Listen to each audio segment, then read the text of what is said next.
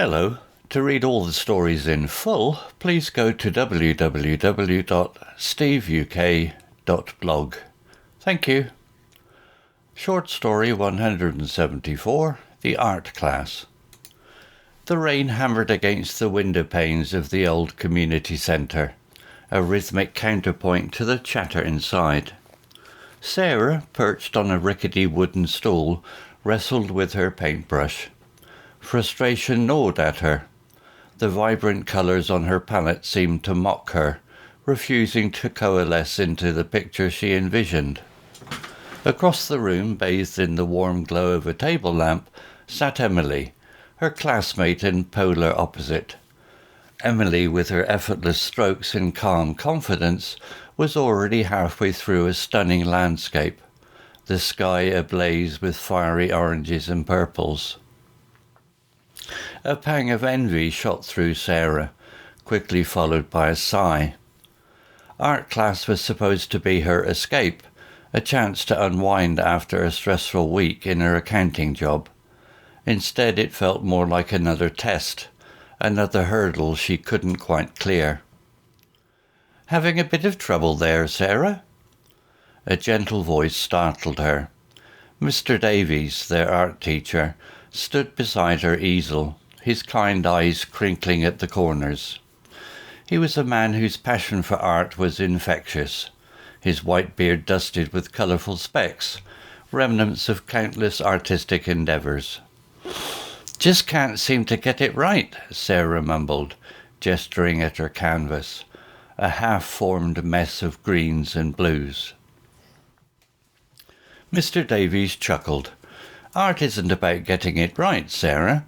It's about expressing yourself, capturing a feeling, a moment." He gestured at her blank canvas. "What were you trying to paint?" Sarah hesitated. "The park, actually. The one near my flat. I wanted to capture the way the sunlight filters through the leaves in spring." Mr. Davies nodded, a thoughtful expression on his face. "Close your eyes, Sarah. Imagine yourself in the park. The warmth of the sun on the skin. The scent of freshly cut grass in the air. What do you hear?"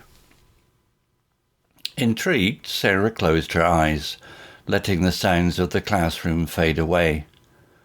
Distant traffic, a child's laughter, the rhythmic patter of the rain, all became part of the soundscape in her mind's eye.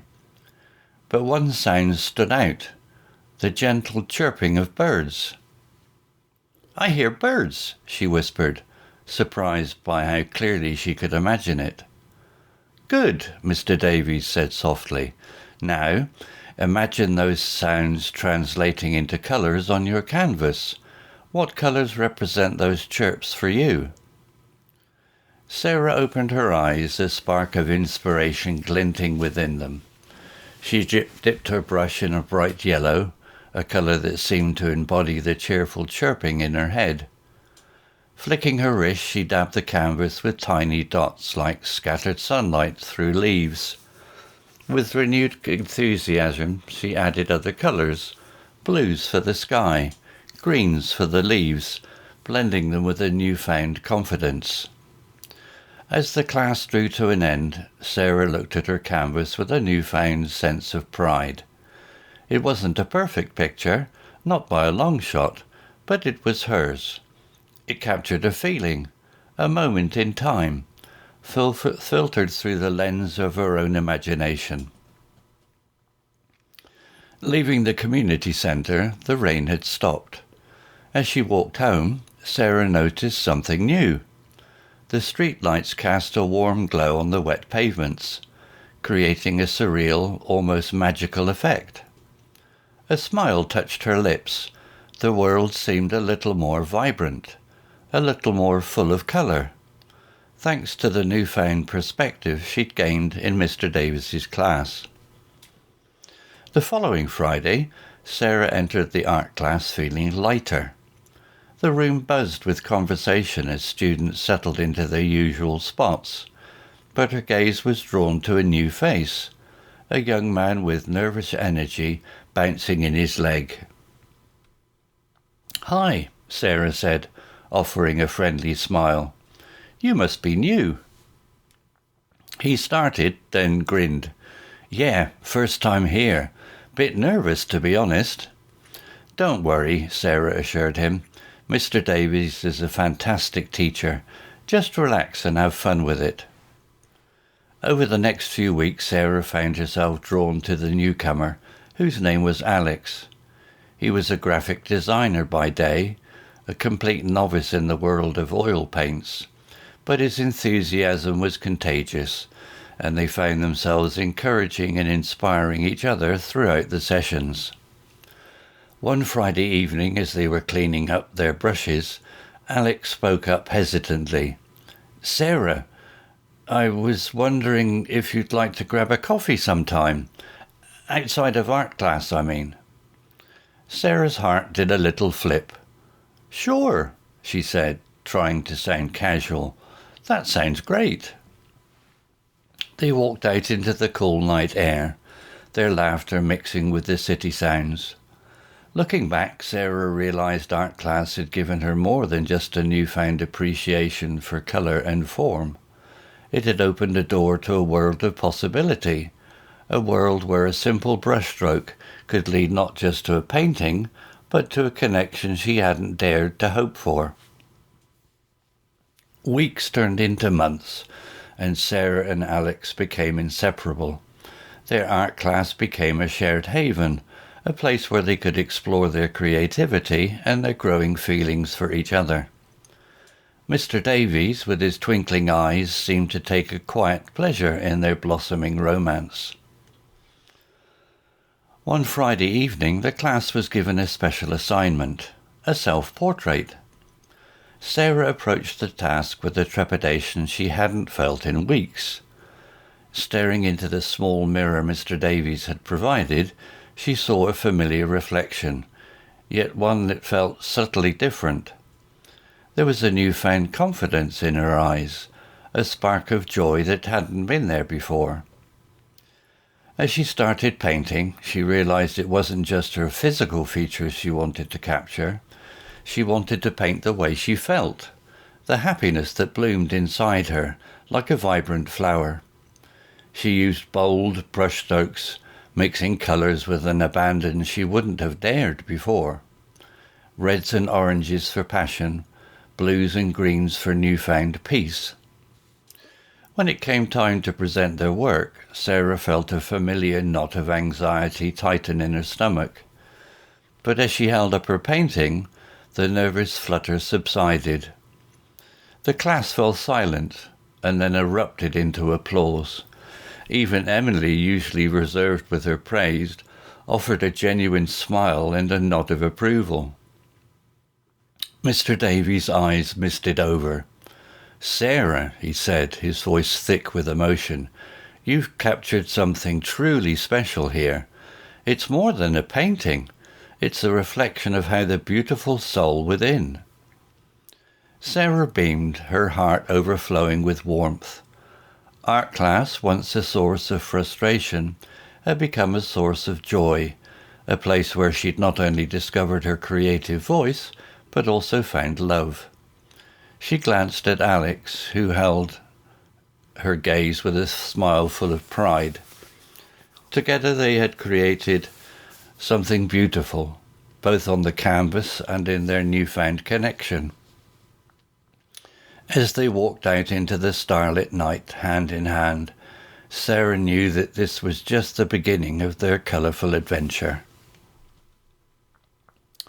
Vocabulary notes. Sentence. The rain hammered against the window panes of the old community centre. Hammered, verb. Hit something repeatedly and with force. Counterpoint. Noun. Something that provides a contrast or balance to another thing. Here the rain's rhythm contrasts with the chatter inside. Community centre. Noun. A building used by a local community for social activities and meetings. Sentence. Sarah, perched on a rickety wooden stool, wrestled with her paintbrush. Perched. Verb, sit or stand in a precarious or uncomfortable position. Rickety, adjective, not steady or stable, likely to collapse. Wrestled, verb, struggled with something difficult to control.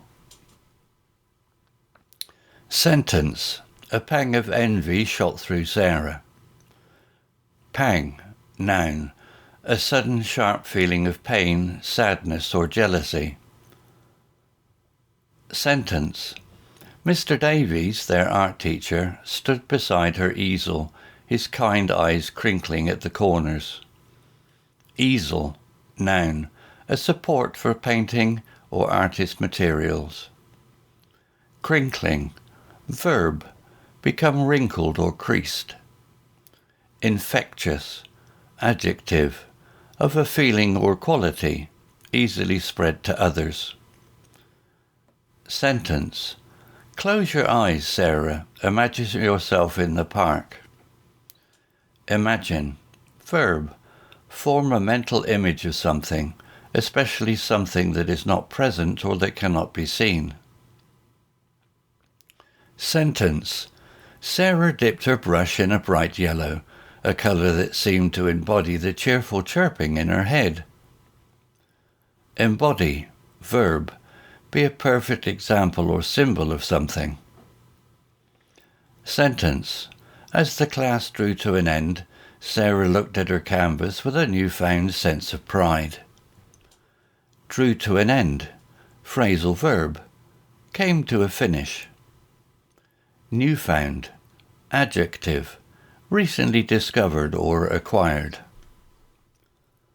Sentence, the world seemed a little more vibrant, a little more full of colour. Vibrant, adjective, full of life and energy, bright and colourful. Sentence, Sarah noticed something new. The street lights cast a warm glow on the wet pavements. Cast, verb, throw or project light or shadow onto something. Surreal, adjective, strange or dreamlike. Sentence, Sarah found herself drawn to the newcomer. Drawn to, phrasal verb, feeling attracted to someone or something. Sentence, their laughter mixed with the city sounds. Mixed, verb, combine or be combined with something else. Sentence, a door to a world of possibility. Haven, noun, a place of safety or refuge. Blossoming, verb, of a feeling or relationship, develop in a healthy and positive way. Story written by Google Bard AI. Image created by desgo.com AI. To read all the stories in full, please go to www.steveuk.blog. Thank you.